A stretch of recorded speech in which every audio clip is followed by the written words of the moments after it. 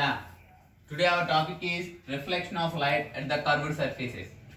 Already we have started the chapter and we learned the few stuff in this particular chapter.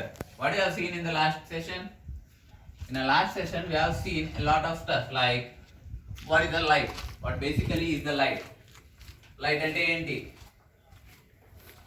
And how the light will transfer from one position or one particular place to another particular place. Is the light is necessary needed the medium? What is the difference between the sound energy and what is the difference between the sound energy and the light energy? What exactly the difference between sound and light? The basic or the main difference between the light and the sound is the medium. The sound waves require the medium in order to travel from one particular place to another one, and the light is never ever required the medium to transfer from one particular place to the another particular place. If let me consider the sound and light. I want to travel or I want to transfer the sound energy from the point A to B. From the point A to B in a forward direction.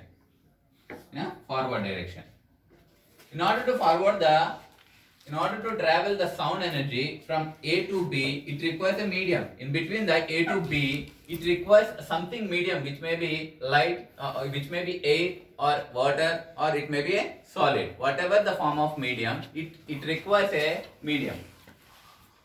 And the second one is a light. Again, I want to send the light energy from the point A to B. In order to send the light energy from the point A to the B, it doesn't require any medium. Even in a vacuum, the light will travel. But in case of sound, in a vacuum, the sound never ever travels. Okay, this is the basic difference between the sound and the light. And we know that in a physical manner, the surfaces are classified into the two types. One is a plane surface and another one is a curved surface. And the subclassification of the curved surface is again classified into two types. One is a concave surface and another one is a convex surface. If the reflecting surface is inwards, then it is a concave. If the reflecting surface is at the outwards, outside, then it is called convex surface. And we know that, and we have seen the few basic properties of a concave and convex. Very firstly, the concave surfaces are called as the converging mirrors. I am now talking about the mirrors. The concave mirror is called as a converging mirror. In the same way, the convex mirror is called as a diverging mirror. Why? Because we are calling the concave as a converging, and why? Because we are calling as convex as a diverging. Why? Because whenever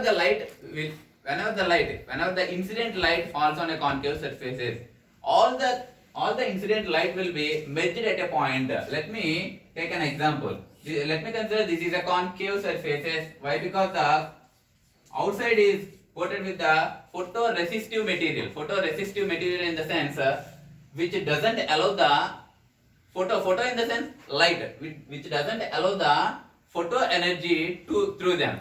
Such type of materials is called photoresistive material. Such type of materials we call photoresistive materials. Photosensitive materials are two types basically. One is a photosensitive material and another is photoresistive material. Photosensitive materials is in the sense it will react to the photo energy or light energy. Photo anna light anna ఒకటే అన్నమాట. Photo అంటే ఏంటంటే photo అంటే general గా photo అంటే ఏంటి, light ఎనర్జీని capture చేయడమే ఫోటో. అవునా కదా?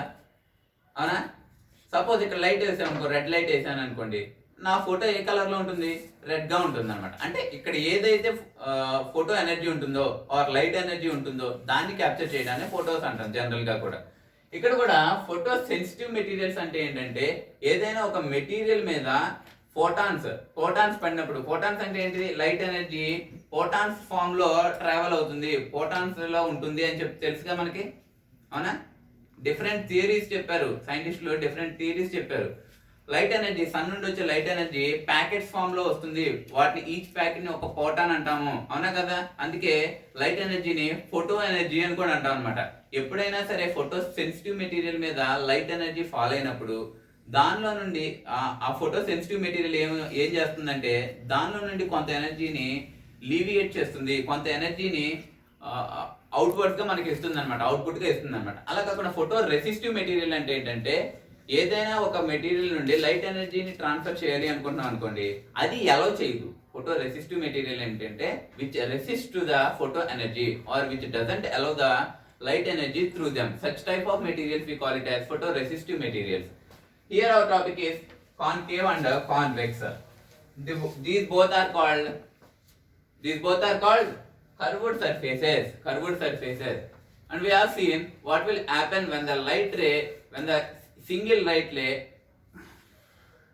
passes which is parallel to the principal axis. Whenever the light ray strikes the reflecting surface which is parallel to the principal axis, the reflecting light ray will be passing through the point focus point నుండి వస్తుంది అని చెప్పాం, అవునా కదా?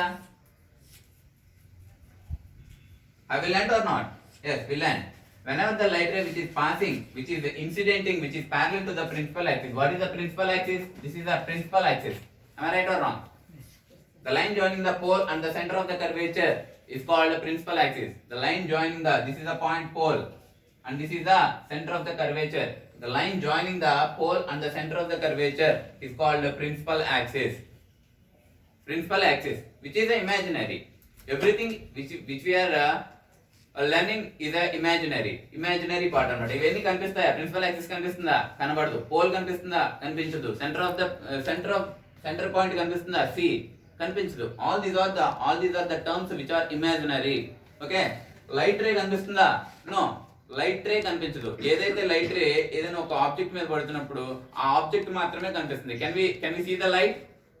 No, light is invisible but it will make the visible on which it falls. ఇది దేని మీద అయితే పడుతుందో దాన్ని విజువలైజ్ చేస్తుంది, కానీ లైట్ అనేది కనిపించదు. ఓకేనా?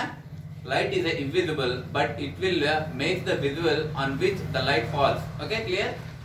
లైట్ దేని మీద పడుతుందో దాన్ని మాత్రమే మనం చూడగలుగుతాము. ఇప్పుడు లైట్ అనేది ఇక్కడ ఉంటుంది కానీ ఇక్కడ లైట్ అనేది మనకు కనిపించదు. కానీ ఈ చాక్ పీస్ పెట్టాను అనుకోండి, ఆ లైట్ లో ఈ చాక్ పీస్ మీద లైట్ పడుతుంది కాబట్టి ఈ చాక్ పీస్ మాత్రమే చూడగలుగుతాం. Can we see the light here?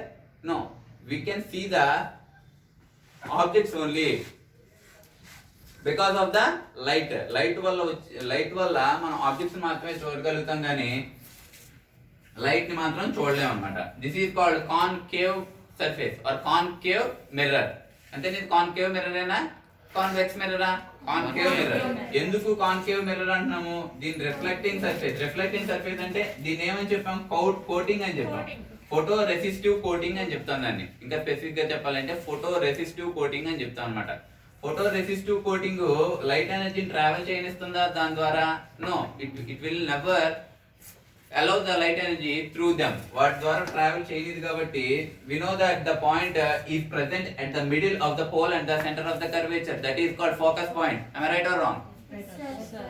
The focus point is exactly lies between the pole and the center of the curvature. Center of the curvature కి pole కి exact గా middle లో ఒక పాయింట్ మనకి appear అవుతుంది. ఆ పాయింట్ ఏమంటాం అంటే ఫోకస్ పాయింట్ అంటాం అన్నమాట. All the light which is falling on the reflecting surface are measured or reflecting through the point focus point if the incident light is parallel to the principal axis. ఒకవేళ ఇక్కడ different light rays నేను వేస్తున్నా. ఎన్ని light race వేసాను ఇక్కడ? నేను 3 light rays నేను propagate చేశాను, ఇన్సిడెంట్ చేశాను, అవునా? 3 లైట్ రేస్ కూడా రిఫ్లెక్ట్ అవుతున్నాయి. Those are called reflecting rays అంటాం.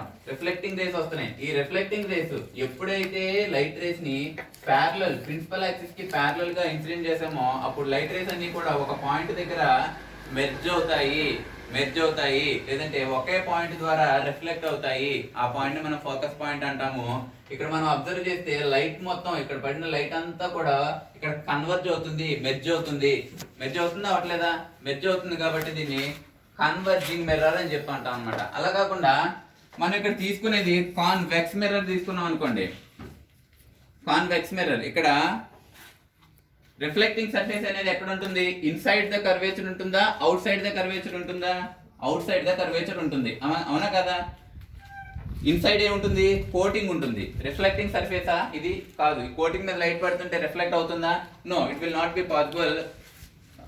ఇక్కడ రిఫ్లెక్టింగ్ సర్ఫేస్ అనేది అవుట్వర్డ్స్ ఉంటుంది కాబట్టి ఇలాంటి మిర్రర్స్ ని, ఇలాంటి సర్ఫేసెస్ ని ఏమంటాము అంటే డైవర్జింగ్ మిర్రర్స్, కాన్వెక్స్ మిర్రర్స్ అని చెప్పేసి అంటాం అనమాట, అవునా కదా? ఇక్కడ కూడా same centre of the curvature ఎక్కడ ఉంటుందమ్మా దీనికి? ఇక్కడైనా సెంటర్ ఆఫ్ ద కర్వేచర్ ఎక్కడైనా ఉంటుంది. ఇక్కడ మనం సెంటర్ ఆఫ్ ద కర్వేచర్ పెట్టుకొని ఇక్కడ మనం ఒక ఆర్క్ గీయగలుగుతాం. ఇలాగా ఒక ఆర్క్ గీయగలుగుతామా? ఇక్కడ సెంటర్ పాయింట్ పెట్టుకొని కంపాస్ లో ఒక ఆర్క్ ని ఇలా అయితే గీయగలుగుతాం, అయితే ఇలాగైతే గీయగలుగుతాం. కానీ ఇక్కడ సెంటర్ పాయింట్ పెట్టుకొని ఇక్కడ మనం ఆర్క్ గీయగలుగుతాం ఈ షేప్ లో? No. So centre of the curvature అనేది ఇటు సైడ్ ఉంటుంది అనమాట. మనం ఇమాజిన్ చేసుకుంటాం ఇక్కడ నుండి ఈ పోల్ అనేది ఇక్కడ ఉంటుంది కాబట్టి పోల్ టు సెంటర్ ఉండే డిస్టెన్స్ ఇటువైపు కూడా తీసుకొని ఇక్కడ ఇమాజినరీ సెంటర్ ని పెట్టుకుంటాం అనమాట మనం, ఓకేనా? ఎందుకంటే మనకి రిఫ్లెక్టింగ్ సర్ఫేస్ అనేది అవుట్ సైడ్ ఉంది కాబట్టి అవుట్ సైడ్ మనకి అజ్యూమ్ చేసుకుంటున్నాము, ఓకేనా? మనం ఆల్రెడీ చాలా స్ట్రాటజీస్ చూసాం. ఏమేమి స్ట్రాటజీస్ చూసాము?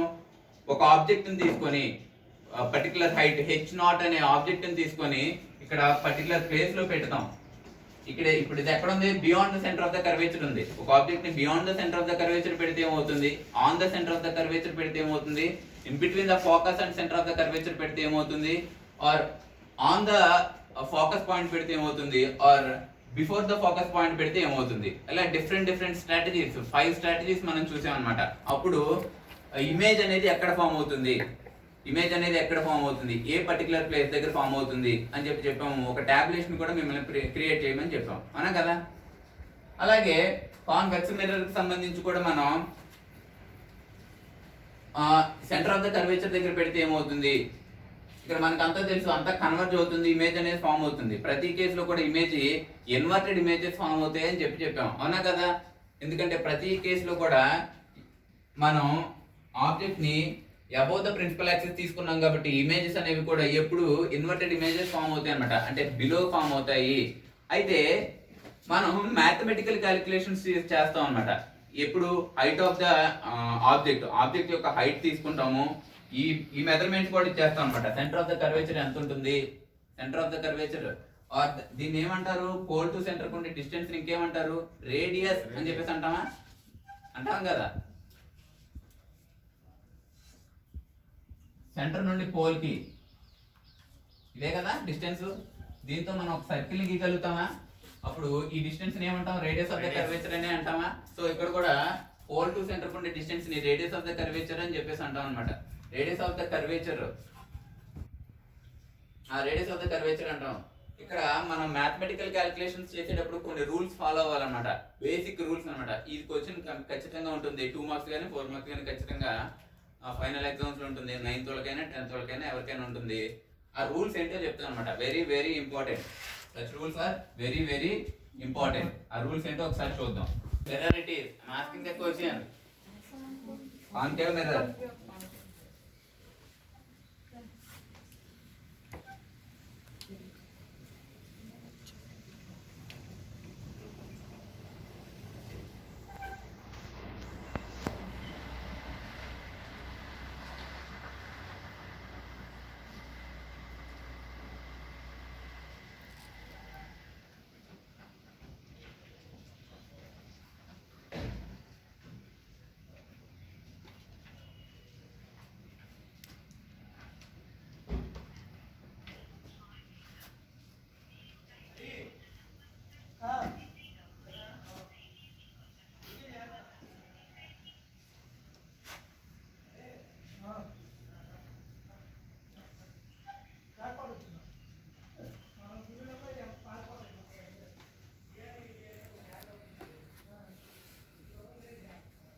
ఇదంతా మనకు తెలిసిందే, అవునా కదా?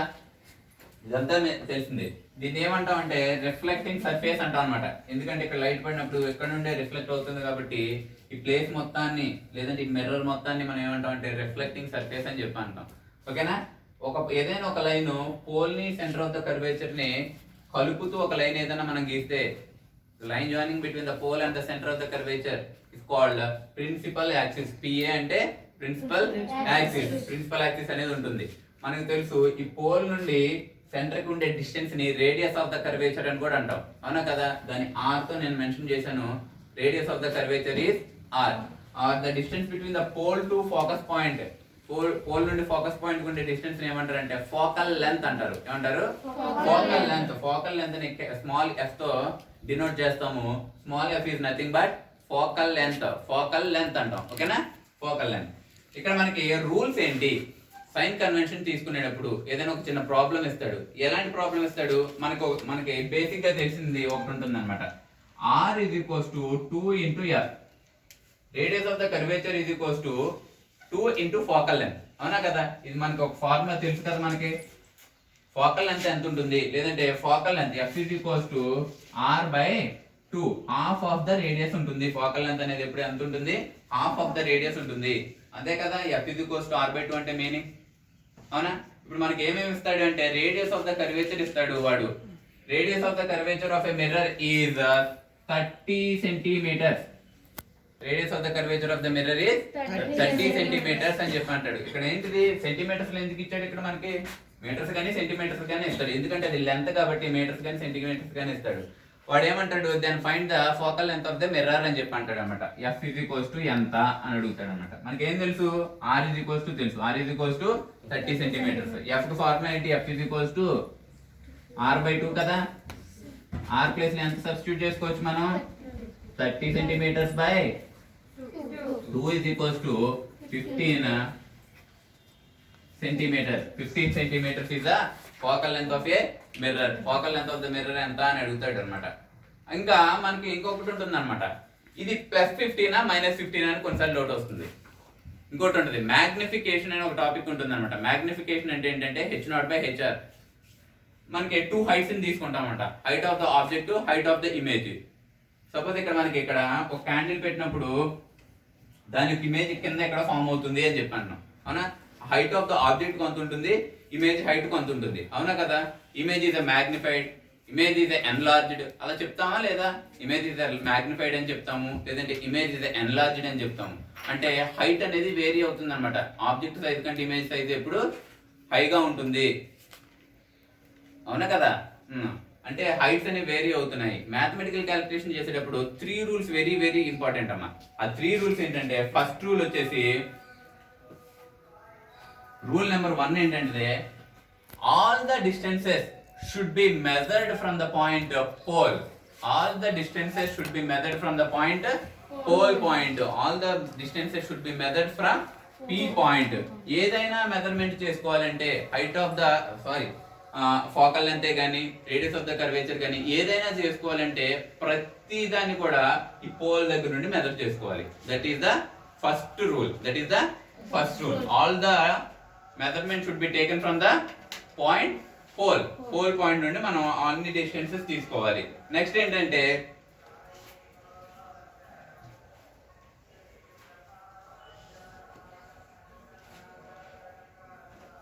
ఇన్సిడెంట్ లైట్ ఉంటుందా? ఒక లైట్ ని ఇన్సిడెంట్ చేస్తాం, అది రిఫ్లెక్ట్ అవుతుంది, అవునా కదా.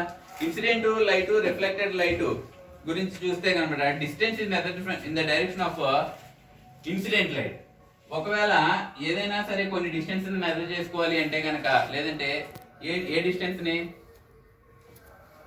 ఇమేజ్ డిస్టెన్స్ కానీ ఆబ్జెక్ట్ డిస్టెన్స్ కానీ. Image distance, object distance. Image distance అంటే ఏంటిది? ఆబ్జెక్ట్ డిస్టెన్స్ అంటే ఏంటిది? ఇమేజ్ ఇక్కడ ఆబ్జెక్ట్ పెడతాం.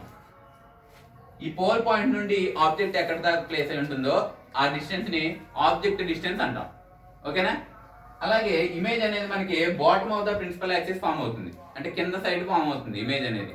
ఇక్కడ నుండి వేరీ అవుతుంది. కొన్నిసార్లు ఫోకస్ పాయింట్ దగ్గర ఇమేజ్ ఫామ్ అయిపోతుంది, కొన్నిసార్లు in between the focus and centre image form అవుతుంది, కొన్నిసార్లు beyond the centre of the curvature image form అవుతుంది, కొన్నిసార్లు ఇన్ఫైనైట్ ప్లేస్ లో మనకి ఇమేజ్ అనేది ఫామ్ అవుతుంది. అంటే ఇమేజ్ అనేది దాని యొక్క డిస్టెన్స్ అనేది వేరీ అయిపోతుంది. ఈ డిస్టెన్స్ అనేది ఇంక్రీజ్ అయ్యే కొద్దీ దాని యొక్క సైజ్ కూడా వేరీ అవుతుంది, సైజ్ కూడా ఎన్లార్జ్ అవుతుంది, లేదంటే సైజ్ కూడా మ్యాగ్నిఫై అవుతుంది, ఇంక్రీజ్ అవుతుంది అనమాట. అలాగే అంటే ఈ రెండు డిస్టెన్సెస్ వేరీ అవుతున్నాయి. అంటే ఆబ్జెక్ట్ డిస్టెన్స్ అంటే ఏంటి అంటాడు. What is the object distance అని అడుగుతాడు వీటిలో.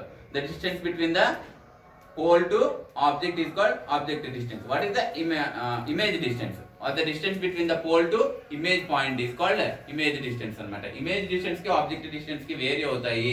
మనం వాటిని మెజర్ చేసేటప్పుడు ఎలా మెజర్ చేసుకోవాలి అంటే ఇన్సిడెంట్ లైట్ ఏ డైరెక్షన్ లో ఉంటుందో ఆ డైరెక్షన్ లో మెజర్ చేసుకోవాలి అంటే కనుక దాన్ని పాజిటివ్ సైన్ తీసుకోవాలి. ఇక్కడ ఏంటిది rules for the sign convention. Signs ఎలా తీసుకోవాలి? సైన్స్ అంటే బేసిక్ గా మనకుండే సైన్స్ ఏంటిది ప్లస్ సైన్ ఒకటే మైనస్ సైన్ ఒకటే, అంటే పాజిటివ్ సైన్ ఒకటే నెగిటివ్ సైన్ అన్నమాట. ఒకవేళ ఏదైనా మెజర్మెంట్ మనం తీసుకోవాలి అంటే కనుక అది ఇన్సిడెంట్ లైట్ రే డైరెక్షన్ లో ఉంటే అలాంటి మెజర్మెంట్స్ కి మనం పాజిటివ్ సైన్ కన్వెన్షన్ తీసుకోవాలి. ఒకవేళ అలా కాకుండా ఇన్సిడెంట్ రేకి అగైనెస్ట్ డైరెక్షన్ లో మనం ఏదైనా మెజర్మెంట్ చేయాలనుకోండి, సపోజ్ ఇమేజ్ అనేది మనం మెజర్ చేయాలి. ఇమేజ్ అనేది ఎంత డిస్టెన్స్ లో పడుతుంది అనేది మెజర్ చేయాలి. మన ఫస్ట్ రూల్ ఏంటిది all the measurement should be start from the pole point దగ్గర నుండి స్టార్ట్ చేయాలి. ఇక్కడ నుండే మెజర్ చేయాలి. ఇక్కడ నుండి ఇమేజ్ అనేది ఇక్కడ ఉంటుంది. ఇక్కడ నుండి మెజర్ చేసేటప్పుడు మనం ఎలాంటి సైన్ కన్వెన్షన్ తీసుకోవాలి? అప్పుడు ఖచ్చితంగా నెగిటివ్ సైన్ కన్వెన్షన్ తీసుకుంటాం. ఎందుకు నెగిటివ్ సైన్ కన్వెన్షన్ తీసుకుంటాం అంటే ఇన్సిడెంట్ రే మాత్రం ఈ డైరెక్షన్ లో ఉంది. మనం ఇప్పుడు మెజర్మెంట్ ఎలా తీసుకుంటున్నాం? ఇన్సిడెంట్ రే డైరెక్షన్ లో తీసుకుంటున్నామా? లేదు, దానికి అగైనెస్ట్ డైరెక్షన్ లో తీసుకుంటున్నాం. కాబట్టి అలాంటప్పుడు ఆ ఇమేజ్ యొక్క మ్యాథమెటికల్ ఏదైతే ఉంటుందో నెంబర్ ఏదంటో న్యూమరికల్ నెంబర్ దాన్ని మైనస్ సైన్ కన్వెన్షన్ తీసుకుంటాం అన్నమాట. అర్థమైందా? సెకండ్ పాయింట్ మళ్ళీ ఒకసారి రివైజ్ చేస్తాను, కంగారు పడద్దు. ఏదైనా మెజర్మెంట్ ని ఇన్సిడెంట్ లైట్ రే డైరెక్షన్ లో మెజర్ చేస్తే దానికి పాజిటివ్ సైన్ కన్వెన్షన్ తీసుకుంటాం. అలా కాకుండా ఇన్సిడెంట్ రేకి అగైనెస్ట్ అంటే ఆపోజిట్ డైరెక్షన్ లో ఏదైనా మనం మెజర్మెంట్ చేస్తే దానికి మైనస్ సైన్ కన్వెన్షన్ తీసుకుంటాం, నెగిటివ్ సైన్ కన్వెన్షన్ తీసుకుంటాం అన్నమాట. ఓకేనా? నెక్స్ట్ ఏదైనా ఒక ఆబ్జెక్ట్ ని మనం బేసిక్ గా అబౌవ్ ద ప్రిన్సిపల్ యాక్సిస్ తీసుకున్నాం. అన్ని ఆబ్జెక్ట్స్ ప్రతి కేసులో కూడా అబౌవ్ ద ప్రిన్సిపల్ యాక్సిస్ తీసుకున్నాం. ఆబ్జెక్ట్ అంటే ఇక్కడ క్యాండిల్ అనేది ప్రతిసారి అబౌవ్ ద ప్రిన్సిపల్ యాక్సిస్ తీసుకున్నాం. కానీ కింద ఇమేజ్ ఫామ్ అయింది, అవునా కదా? అంతేగాని కింద ఆబ్జెక్ట్ తీసుకోకూడదు అంటారా? తీసుకోవచ్చు. కింద కూడా ఆబ్జెక్ట్ ని తీసుకోవచ్చు. అప్పుడు పైన ఇమేజ్ అనేది ఫామ్ అవుతుంది. ఇమేజ్ ఎక్కడ ఫామ్ అవుతుంది? ఆన్ ద స్క్రీన్ ఫామ్ అవుతుంది. అందుకే కదా మనం దాన్ని రియల్ ఇమేజ్ అని చెప్తాం. Type of image suppose centre of the curvature దగ్గర ఒక క్యాండిల్ పెడితే దానికి image exactly centre of the curvature దగ్గర వస్తుంది, అవునా కదా? సెంటర్ ఆఫ్ ద కర్వేచర్ దగ్గర వస్తుంది. ఇలాంటి ఇమేజ్ ఏమని చెప్తాము? ఇన్వర్టెడ్ ఇమేజ్ అని చెప్తాం అనమాట. ఎందుకు ఇన్వర్టెడ్ ఇమేజ్ అని చెప్తామంటే మనకి దాని యొక్క ప్రాపర్టీస్ ని బేస్ చేసుకుని ఇన్వర్టెడ్ ఇమేజ్ అని చెప్తాము. దాని యొక్క షేప్ అనేది రివర్స్ లో రావడం వల్ల దాన్ని ఇన్వర్టెడ్ ఇమేజ్ అని చెప్తాం అనమాట. కానీ ఆబ్జెక్ట్ ని ఇక్కడ తీసుకుంటున్నాం కాబట్టి ఏదైనా ఒక ఆబ్జెక్ట్ ని అబౌవ్ ద ప్రిన్సిపల్ యాక్సిస్ తీసుకుంటే దాని యొక్క సైన్ కన్వెన్షన్ పాజిటివ్ తీసుకోవాలి. ఏదైనా ఒక ఆబ్జెక్ట్ ని అబౌవ్ ద ప్రిన్సిపల్ యాక్సిస్ తీసుకుంటే దాని యొక్క సైన్ కన్వెన్షన్ ఎప్పుడు పాజిటివ్ సైన్ కన్వెన్షన్ తీసుకోవాలి. అలాగే ఏదైనా ఒక ఆబ్జెక్ట్ ని కానీ లేకపోతే ఇమేజ్ ని కానీ బిలో ద ప్రిన్సిపల్ యాక్సిస్ తీసుకుంటే దాని యొక్క సైన్ కన్వెన్షన్ ఎప్పుడు నెగిటివ్ తీసుకోవాలి. ఇంకా సింపుల్ గా చెప్తాను, ఒకసారి వినండి అమ్మా. ప్రతి మెజర్మెంట్ కూడా పోల్ పాయింట్ దగ్గర నుండి మెజర్ చేయాలి. That is the first rule. Second rule ఏంటంటే ఏదైనా మెజర్మెంట్ ని మెజర్ చేసేటప్పుడు ఇన్సిడెంట్ రే అంటే ఏంటిది? ఏదైతే లైట్ ని ప్రాపగేట్ చేస్తున్నామో రిఫ్లెక్టింగ్ సర్ఫేస్ మీదకి దాన్ని ఇన్సిడెంట్ రే అంటారు. రిఫ్లెక్టింగ్ సర్ఫేస్ అంటే మిర్రర్ మీదకి ఏదైతే లైట్ రే ని ప్రాపగేట్ చేస్తున్నామో దాన్ని ఇన్సిడెంట్ రే అంటారు అనమాట. ఒకవేళ మనం మెజర్ చేసే మెజర్మెంట్ ఇన్సిడెంట్ రే డైరెక్షన్ లో ఉంటే దాన్ని పాజిటివ్ సైన్ కన్వెన్షన్ తీసుకుంటాము. ఒకవేళ ఇన్సిడెంట్ రేకి రివర్స్ డైరెక్షన్ లో ఉంటే ద డైరెక్షన్ ఆఫ్ ఇన్సిడెంట్ రేకి రివర్స్ డైరెక్షన్ లో ఉంటే దాని యొక్క sign convention negative sign convention తీసుకుంటాము. ఒకవేళ ఆబ్జెక్ట్ యొక్క హైట్ ని మెజర్ చేసేటప్పుడు అబౌవ్ ద ప్రిన్సిపల్ యాక్సిస్ తీసుకుంటే లేదంటే upwards from the principal axis తీసుకుంటే దాని యొక్క సైన్ కన్వెన్షన్ పాజిటివ్ తీసుకుంటాము. అలా కాకుండా డౌన్వర్డ్స్ తీసుకుంటే కనుక మనం దాని యొక్క sign convention negative sign convention తీసుకున్నాము. Okay, by this topic our today topic is ended. We will meet you tomorrow.